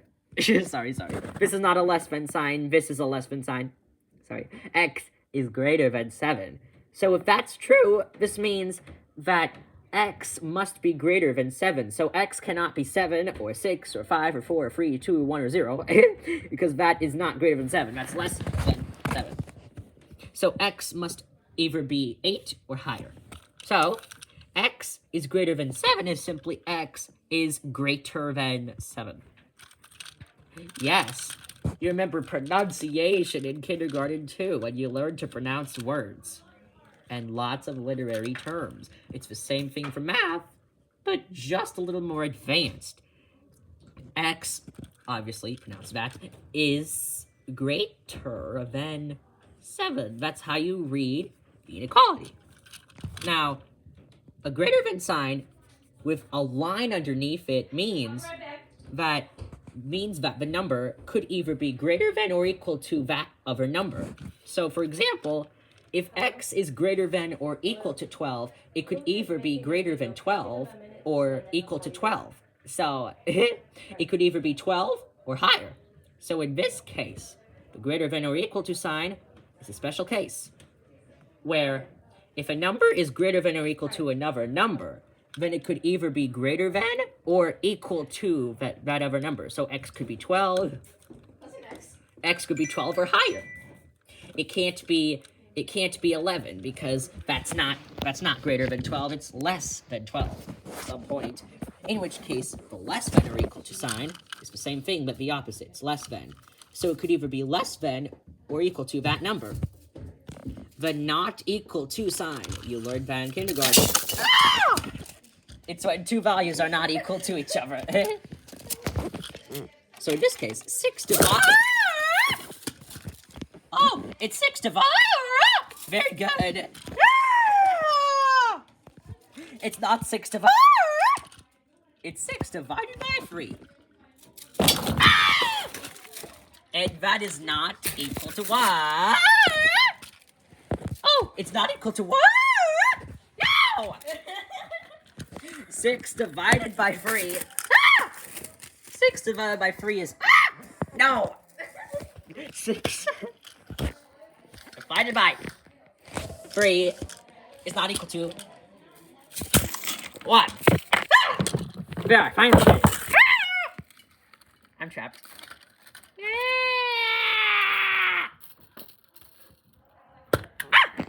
Anyways, 6 divided by 3 is not equal to 1. Because 6 divided by 3 is 2, which is not 1. So, the not equal to sign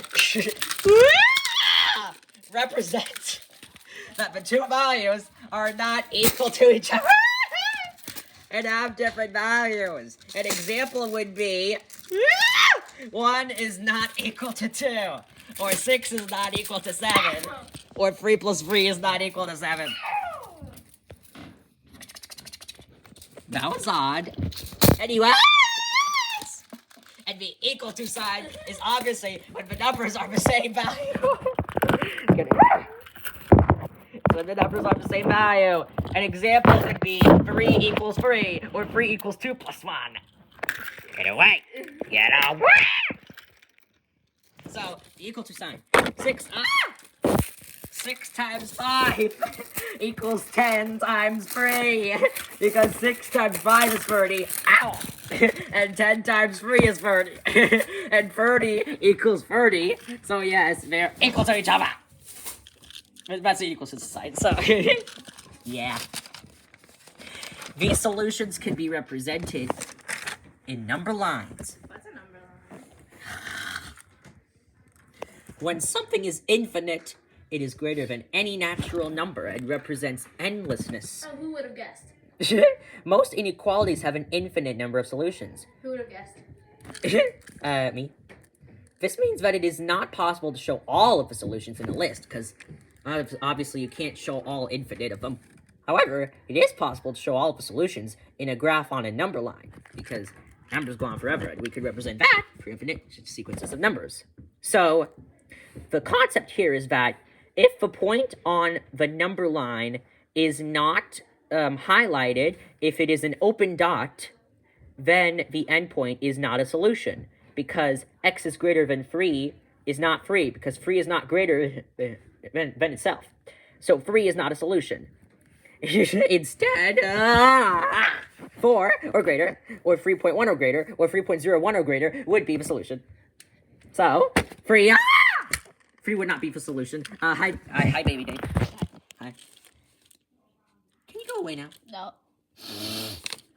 Uh-oh. Wait, why are you running? Because look, feel free to attack someone. This is my toy. Where did you get it? Where did you get it? I found it. Okay, but don't attack it. Take precious care of it. Take precious care of it.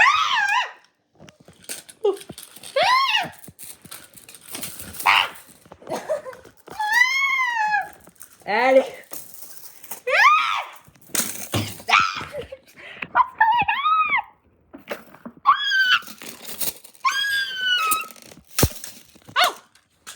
ow! Actually, ow! Ow!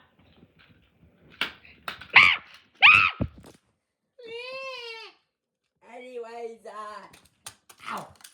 Rabbit, you go ahead and teach us while I am being captured by Baby Dave. Ow! God! Okay,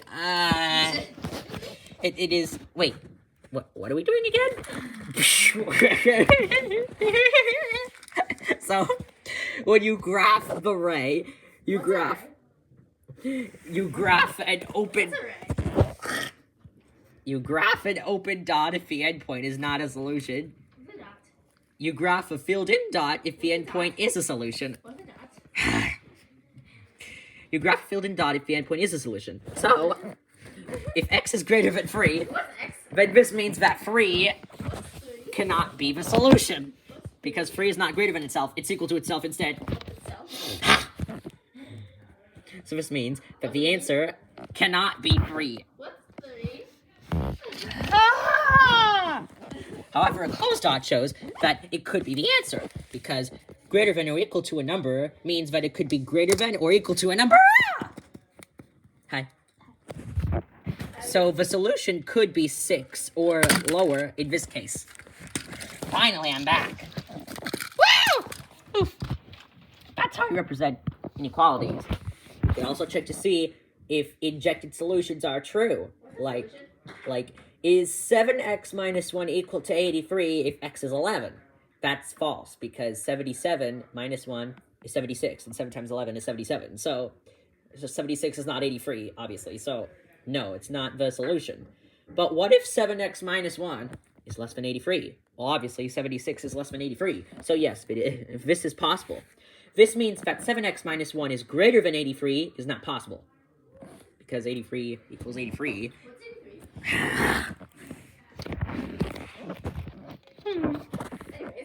We could evaluate again, and we could analyze it again, and then we could,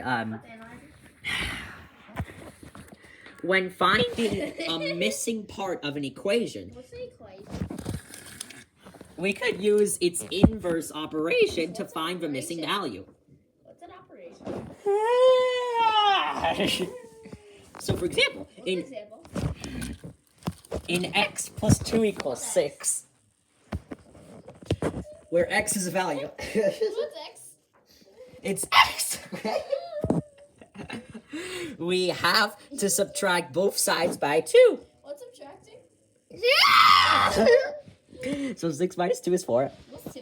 What's 4? Yeah. So x is 4. What's X? Because 4. You never answered me. Because 4 plus 2 equals 6. What's 6? It's a number, okay?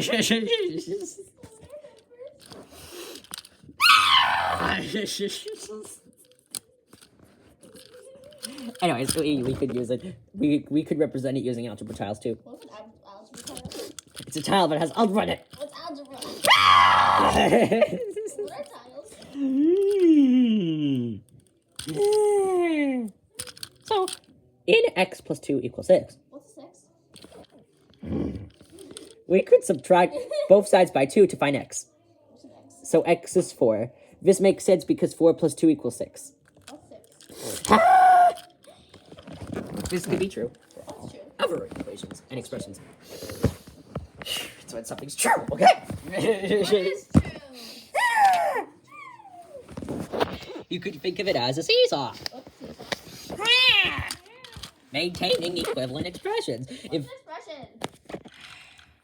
it's a mathematical structure that does not have an equal sign in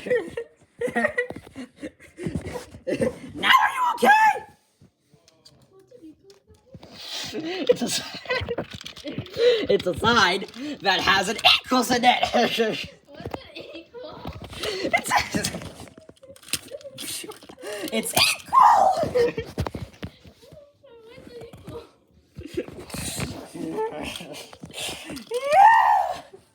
It's the sign.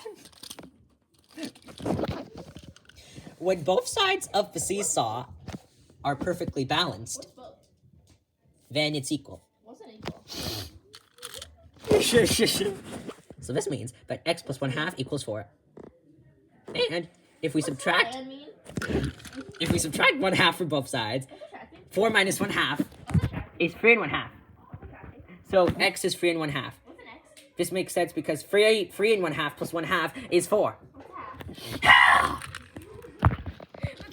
It's one of two equal pieces. What's an equal piece? It's a piece of a circle. What is equal? You could also do the same thing for inequalities. What's an inequality? X could equal 7 because 7 plus 2 is greater than 8. But it could also be 6 because 6 plus 2 is equal to 8, and this is greater than or equal to. So it could either be greater than or equal to 8. You could do the same thing for inequalities, and then algebra child as always, and then this is an exciting one. Ow. But Ow. like Ow. a number can A be. number can... A number is the multiplicative inverse of another number if the product of the numbers is 1. The multiplicative inverse of a number is the same as the reciprocal of the number. What's a reciprocal? So for example, the multiplicative inverse of 9 is 1/9 because 9 wholes swapped is 1/9. Then 3/4, the multiplicative inverse is 4/3. What's an inverse? Then 1/5 multiplicative inverse is 5 wholes or 5. It's the opposite. What's an opposite? Then the inverse operation for What's that? 10 holes is 1/10 opposite? because they're swapped, and that's reciprocal. It's the opposite. How can you not know what opposites are? How? Divide by 7. We get x is greater than 4. So x must be greater than 4. It can't be 4. So x cannot be 4. I have 2 questions. So it could be higher. It must be higher than 4. I have 2 questions. What is that? What's higher? What's more? Division. Okay, higher is right. It's more high. 4 is a number. What's a number?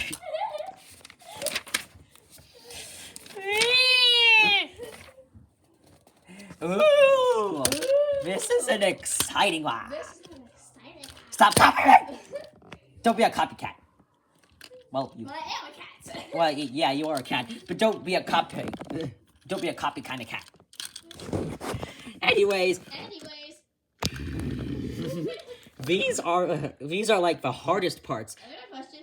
Yes, what is it? What are these? These is a word. Can you please let me speak that? How do you not know what words are? Can I continue with the lessons? Could you tell me what a word is? It's a basic form of language. Okay. Okay, can I speak now? Sure. Okay. This is like the most devastating and hardest part for anyone to understand. This is like the most devastating and hardest part to understand. You just reminded me of crossing horse. Yeah. It was like so hard to understand. Like. Sorry. Anyways. Every composite number can be written as the product of prime numbers. This is called prime factorization. You can use a factor tree to find the prime factorization of a number. For prime factorization, Wait! What's a prime number? What's a composite number? that's a great question because I threw all that information at you. Question? So you ask someone something. Telling a question to somebody.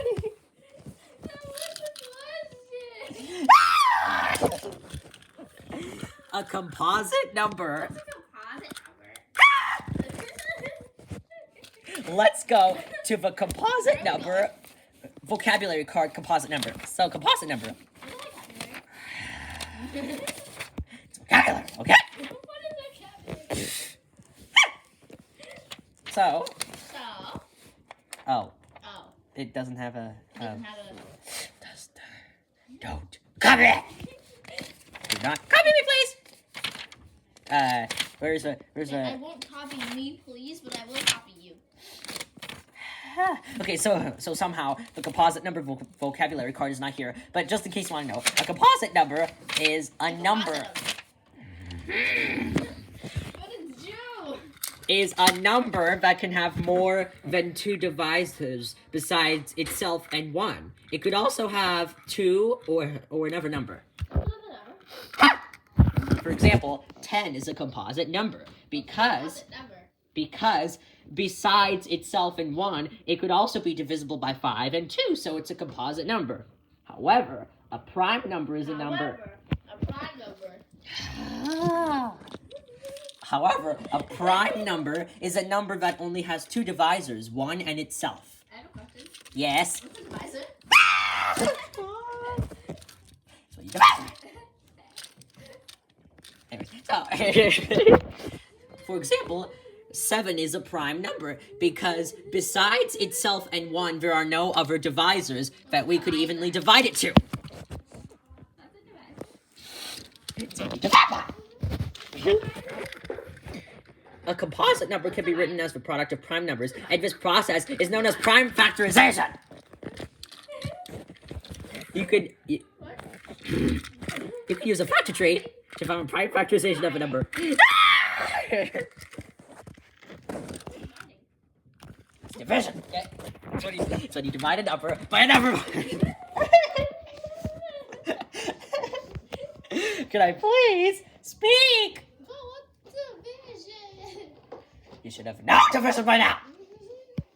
What's annoying? Understanding.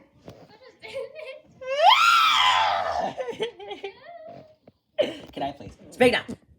Can you speed out? Can I speak now? Let's begin. Talk.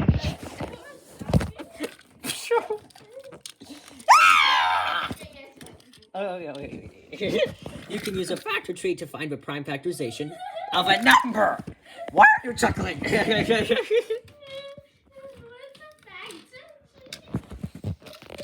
That's a great question. A factor tree. It's a question that's great, okay? It's a diagram. It's a number Diagram. that kind of represents a tree. What's a tree? Really? What's a tree? Ha! I'm going to pretend that question was never asked. What's a tree? Anyways.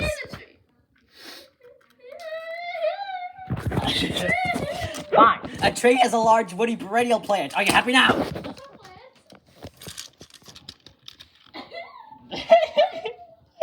Okay, I get it. Okay. A factor tree is a number diagram that, when drawn out, looks like a tree. The top of the diagram represents the highest number. In this case, 90. And the bottom represents the numbers that are prime. In which case, there are 2, 5, 3, and 3.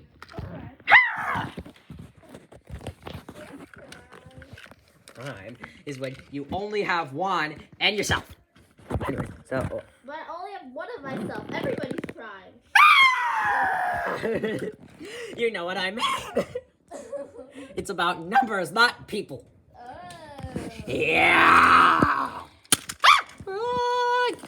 Anyways, the top of the tree can kind of represent the top of the tree. What's a tree? I already explained what a tree is to you. You need to explain it again. So, because it has factors in it. It's it's a number that it's numbers that multiply together to get a product.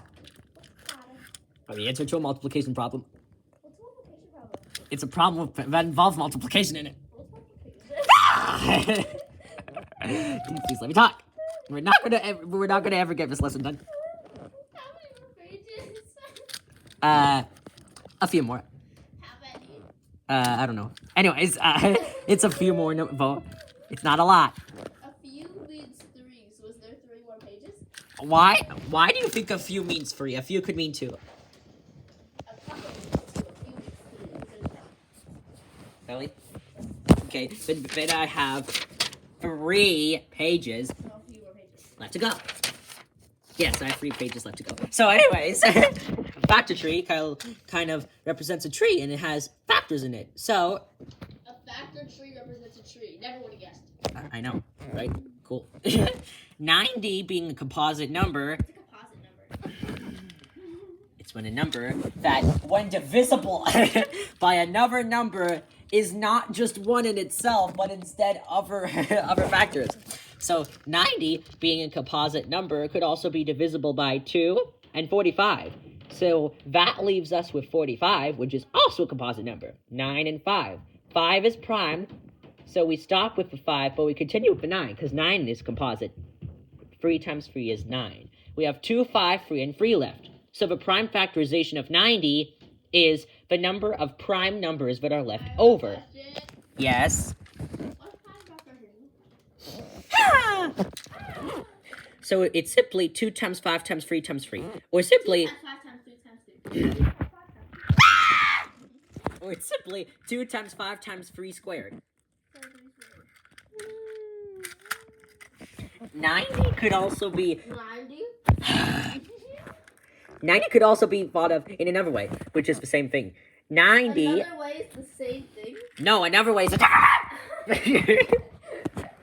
but the prime factorization is the same thing, not the different way. Okay. Okay. 90 is also divisible by 3, What's 3? which is a prime number. So 3 is a prime number here. So 3 is a... It's a number that only has 2 divisors, 1 and itself. Can I speak now?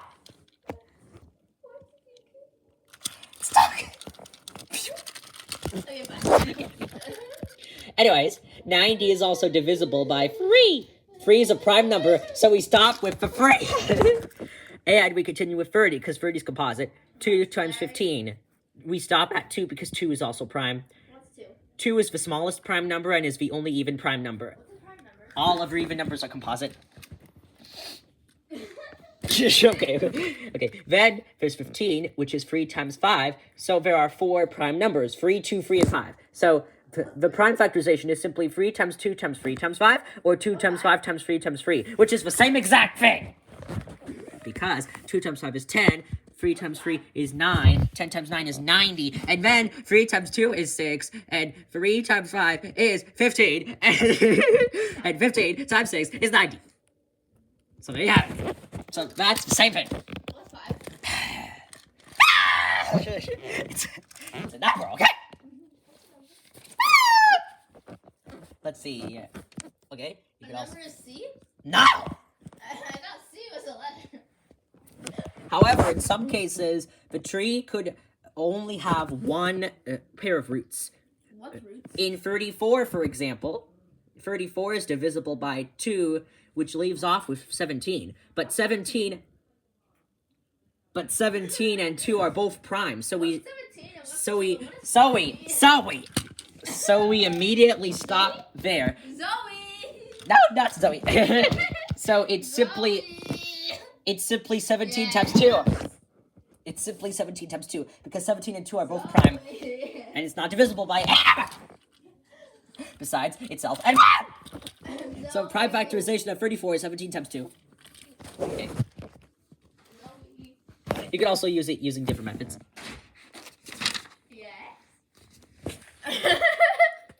That's not Zoe. This is Zoe. Oh, sorry. Let me go change my outfit. Is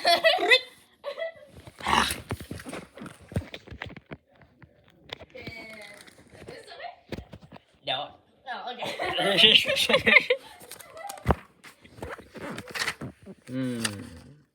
We don't need to know about number theory. If we don't need to know, then why are we learning? I didn't teach you about the deep number theory. I said I'm going to teach you the surface number theory.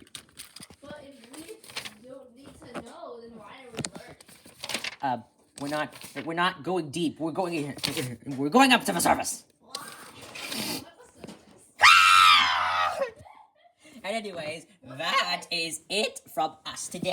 I hope you enjoyed this special video about Unit 5 of this mathematical unit. So we learned about powers. We learned about algebraic expressions. Powers. We learned about raising a number to a power. We learned about numerical expressions. We learned about prime factorization. We learned about prime numbers. We learned about composite numbers. We learned about factories. And we also learned... Yes! Why can't we all have powers? Because you're not smart. Anyways, so I hope you enjoyed this video about exponentiation That's it. Dinosaur come out. and the square numbers. So, bye. See you later. Dinosaur come out. Yeah.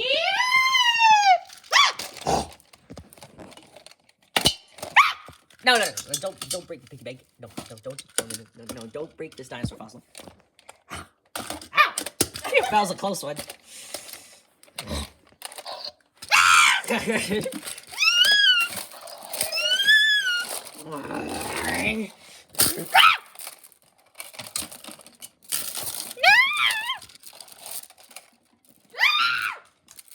What's happening?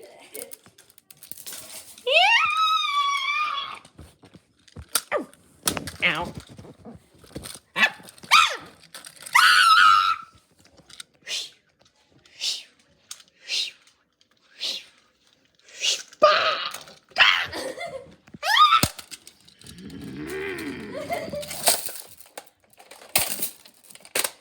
Good T-Rexy?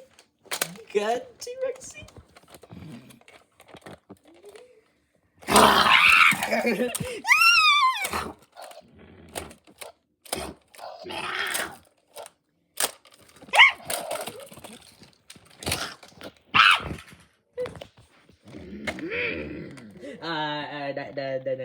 Nice dino?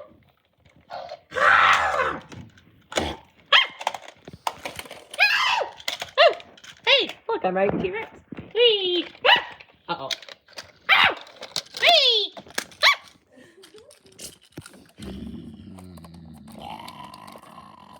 I guess you wouldn't want people to ride you, would you?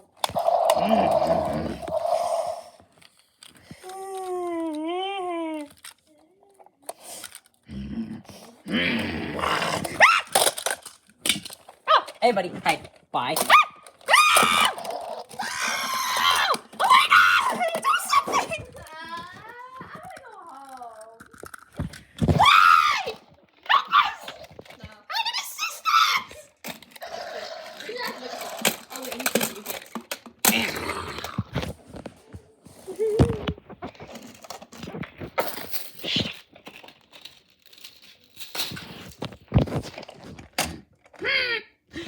Anyways, I hope you enjoyed this video about powers and expressions. Powers? About expressions and equations. Dinosaur attack you.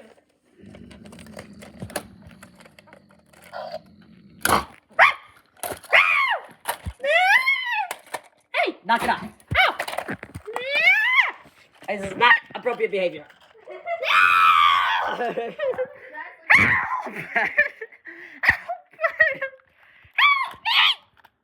I didn't know his throat could be that slimy. Okay, I'll do something.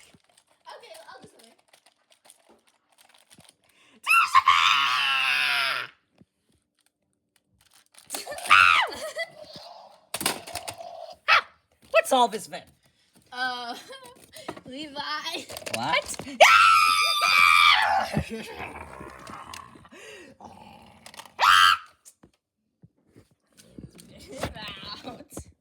Out. Yeah. Ew, dinosaur spit. Let me take a bath to keep clean from a dinosaur spit. There, I'm clean. Oh, no, you don't. Don't make me dirty.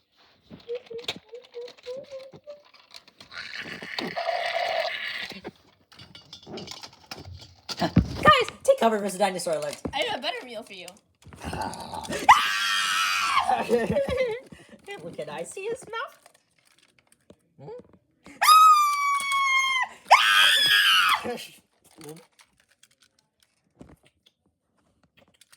Him.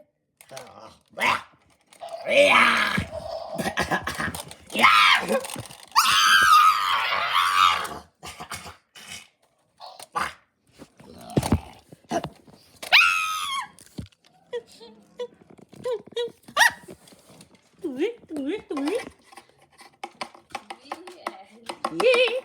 Now you can't reach me up here. I'm on preferred power. Get it?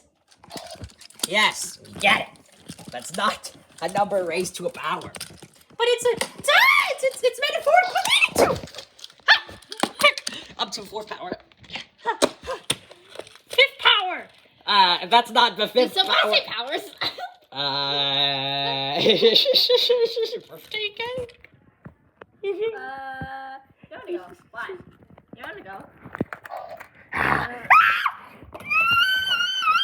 Okay, 8th power, 9th power, raised to 7th power, 11th, the 12th power, the 13th power, the 14th power. Some of these powers are very low.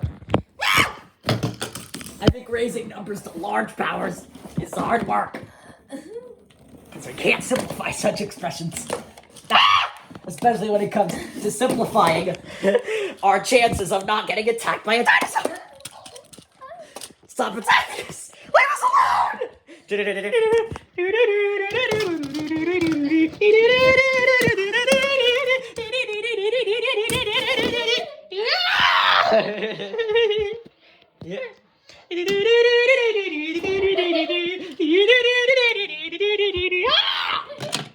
Oh, too manly.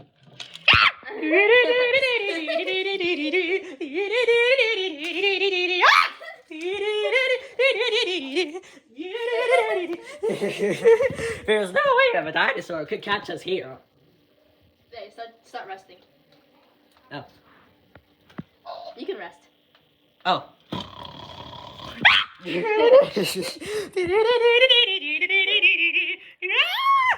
There's no way that a dinosaur could catch us here.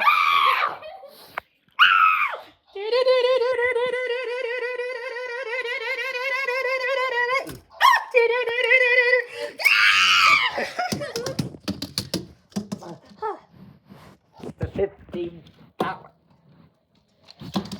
And he stabbed us! 16th power! Ouch! Ah.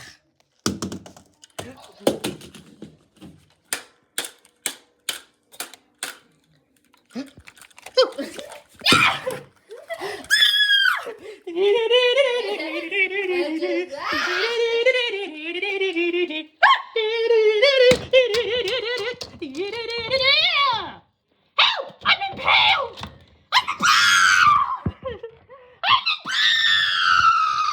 Oh, you're not impaled. Uh-oh.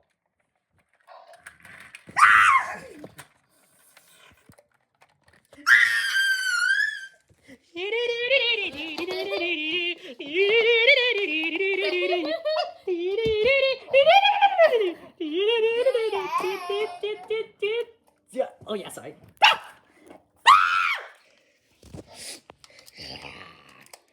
Here.